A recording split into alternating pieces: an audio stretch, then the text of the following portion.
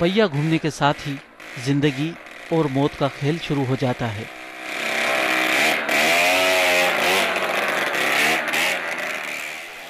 तमाशाई हैरानकुन आंखों से इस खेल को देखते हैं। उस्ताद ज़हूर हुसैन 18 फीट ऊंचे और कमज़ोर तख्तों पर मोटरसाइकिल दौड़ाते हैं जहां जा बजा खतरा है। हजारों कीलें उस्ताद ज़हूर की दुश्मन हैं जिनसे वो बचकर ये सफ़र तय करने की कोशिश करते हैं। कभी कभार टायर पंक्चर हो जाता है और वो गिर पड़ते हैं। ये हमारे से शौक बढ़ गया, मुझे ये कैसे चलाते हैं, हमने कहा हम ही चलाएगा, तो उससे देखने से शौक बढ़ गया।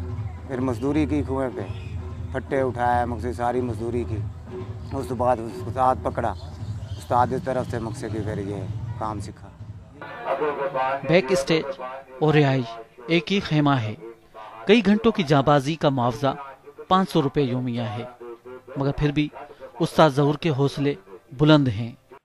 खटारा मोटरसाइकिल, घिसे हुए टायर, उनका रास्ता रोक नहीं पाते। तमाशाइयों के लिए ये महंगा सौदा नहीं।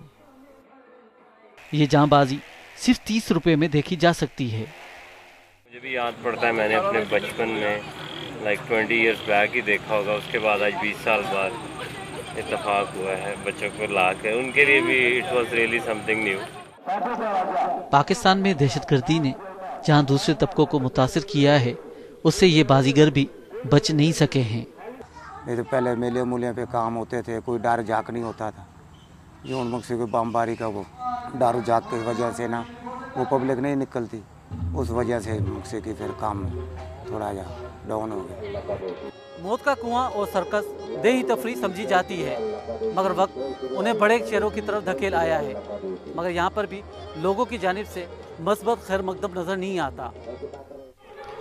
मुलाजमत, सवारी और सफर की गैर यकीनी के बावजूद ये परवाना महवे रक्स रहता है। एक और शो शुरू हो जाता है। रियाज सोहेल, BBC, इस्लामाबाद।